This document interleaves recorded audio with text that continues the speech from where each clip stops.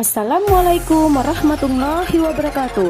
Jurnal Refleksi Dwi Mingguan Modul 3.2 Pemimpin dalam Pengelolaan Sumber Daya oleh saya Ayu Citra Ningrum, calon guru penggerak angkatan 7 dari Kota Medan. Pada kali ini, jurnal refleksi saya menggunakan model Six Thinking Hat, yaitu teknik 6 topi. Pertama, topi putih, menuliskan informasi sebanyak-banyaknya terkait pengalaman yang terjadi. Informasi ini harus berupa fakta, bukan opini. Dimulai pada tanggal 2 Mei 2023, kami mempelajari modul 3.2, Pemimpin dalam Pengelolaan Sumber Daya. Materi tersebut menjabarkan mulai dari deskripsi sekolah sebagai suatu ekosistem, pendekatan berpikir berbasis aset, pendekatan berpikir berbasis masalah, pendekatan ABCD atau Asset Based Community Development, atau pendekatan PKBA atau pengembangan komunitas berbasis aset, karakteristik komunitas yang sehat dan resilience, 7 aset dalam komunitas, yaitu 7 modal, yaitu modal manusia, modal sosial, modal politik, modal agama strip budaya, modal fisik, modal lingkungan strip alam, dan modal finansial. Pembelajaran pun kami lalui dengan alur merdeka, mulai dari diri pada tanggal 2 Mei 2023. Kami mempelajari materi tersebut dengan menjawab beberapa pertanyaan pemantik terkait faktor-faktor yang mempengaruhi ekosistem sekolah dan peran pemimpin dalam pengelolaan sumber daya. Hal ini dilakukan untuk mengetahui sejauh mana pengetahuan calon guru penggerak tentang materi yang bersangkutan. Eksplorasi konsep mandiri pada tanggal 2 Mei 2023. Kami mempelajari dan menjawab 10 slide yang terdapat dalam LMS. Eksplorasi konsep forum diskusi pada tanggal 3 Mei 2023. Kami berdiskusi mengenai 4 kasus yang disajikan dalam LMS. Sesama calon guru penggerak saling memberi komentar, masukan, serta saling bertukar gagasan. Dilanjutkan dengan ruang kolaborasi pertama pada tanggal 4 Mei 2023 untuk berdiskusi per kelompok untuk melakukan analisis 7 modal yang dimiliki daerah di wilayah Medan Baru yang bisa dikelola untuk kemajuan pendidikan. Lalu pada tanggal 5 Mei 2023 kami melakukan ruang kolaborasi kedua untuk mempresentasikan hasil pekerjaan diskusi kelompok di ruang kolaborasi pertama.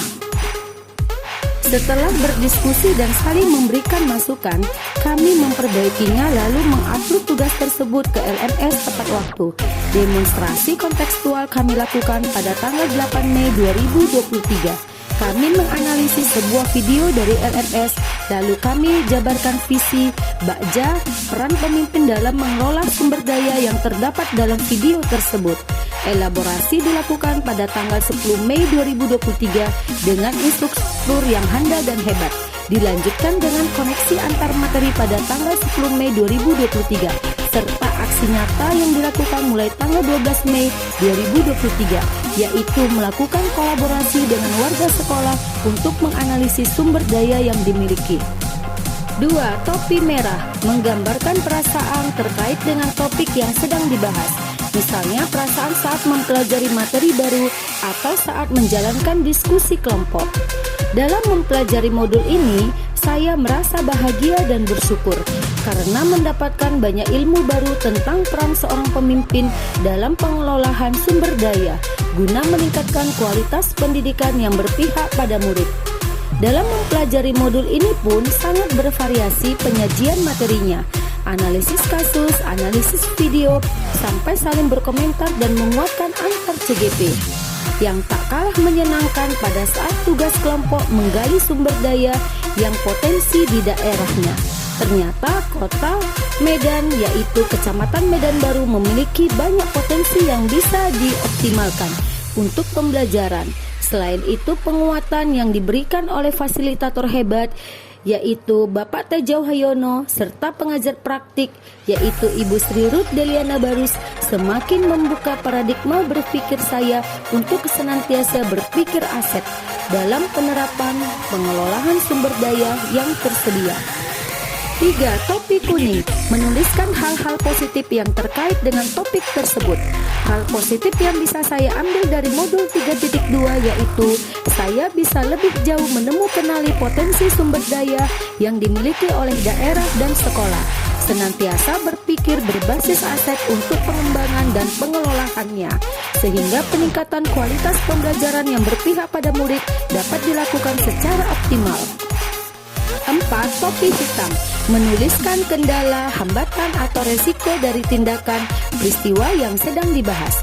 Dalam menjalani modul ini ekstra menguras tenaga dan pikiran, karena bersamaan dengan jadwal studi tur kelas 11 IPA yang dimana saya ditunjuk sebagai sekretaris untuk segera mempersiapkan proposal kegiatan dan persiapan siswa kelas 10 dan 11 yang akan melaksanakan ujian bulanan kedua, sekaligus persiapan pelaksanaan PPDB di sekolah TK yang saya kelola, serta persiapan PPDB di sekolah SMA saya. Luar biasa padat aktivitas ini. Alhamdulillah, dengan semangat yang tinggi serta kedisiplinan menjaga kesehatan dapat terlalui dengan baik. 5. Topi hijau, menjabarkan ide-ide yang muncul setelah mengalami peristiwa tersebut.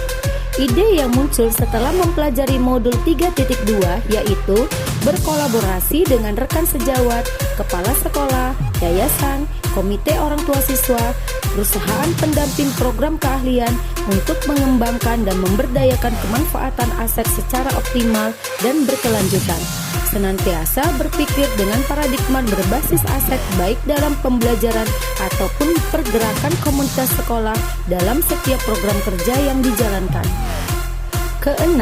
Topi biru, menarik kesimpulan dari peristiwa yang terjadi atau ambil keputusan setelah mempertimbangkan kelima sudut pandang lainnya, bandingkan dengan tujuan yang ditetapkan sebelumnya.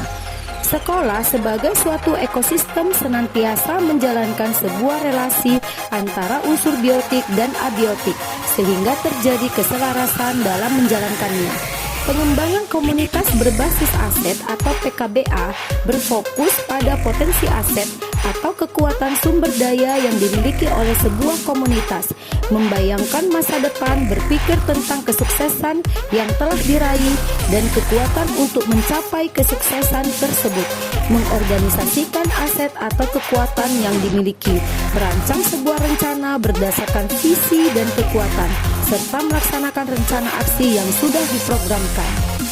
PKBA merupakan suatu pendekatan berpikir dalam melaksanakan standar pengelolaan sekolah yang bersifat berkelanjutan dan bertanggung jawab, sehingga penerapannya akan berjalan dengan optimal jika ditunjang dengan komunitas berkarakter sehat dan resilience. CGP dipersiapkan untuk menjadi seorang pemimpin dan berperan sebagai fasilitator untuk menggerakkan dan memimpin komunitasnya dengan paradigma berpikir aset secara efektif dan efisien, dapat mengelola sumber daya yang tersedia secara optimal. Modal sumber daya yang dimaksud terdiri dari modal manusia, modal sosial, modal politik, modal agama dan budaya, modal fisik, modal lingkungan atau alam, dan modal finansial. Demikianlah jurnal refleksi saya modul 3.2. Semoga bermanfaat. Terima kasih. Guru Bergerak Indonesia Maju. Assalamualaikum warahmatullahi wabarakatuh.